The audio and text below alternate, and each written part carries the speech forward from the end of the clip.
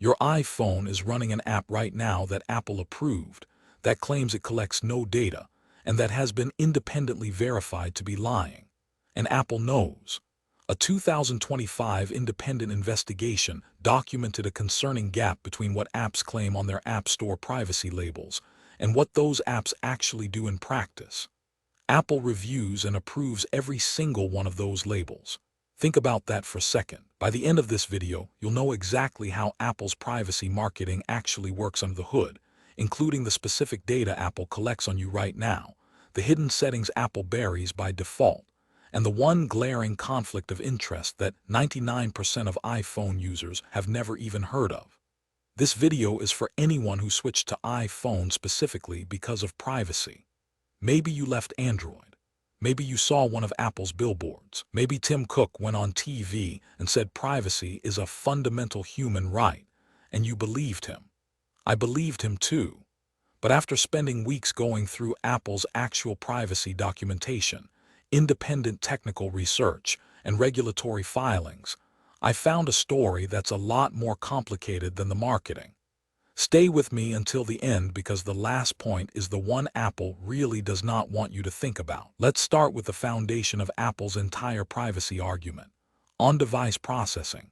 Apple says your data never leaves your phone. It stays local, it stays yours, it stays private. That sounds incredible, and for certain things it's genuinely true.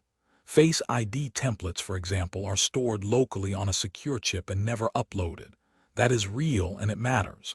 But here is where the story starts to get complicated. And I want to be specific, because the details matter more than the headline. Apple's own privacy page says Apple Intelligence processes many requests on device. Many. Not all. Not most. Many. That one word is doing an enormous amount of work in that sentence. When you use Siri to ask about your calendar, when you get a suggested reply in iMessage, when Apple's AI summarizes your notifications, some of those requests go to what Apple calls private cloud compute. That means your data leaves your device. It goes to Apple's servers. Stop. Let that land for a second. The company whose entire brand is built on your data staying on your phone has a system specifically designed to send your data off your phone. They just gave it a name that sounds private. Apple says those servers are secure and private, but you have no independent way to verify that. You are trusting a marketing promise, not a technical guarantee. By the way, here is something most people never look up. Apple's own data and privacy portal at Privacy. Apple.com lets you request a copy of all the data Apple has stored on you. I want you to pause this video right now and go do that. Go to Privacy.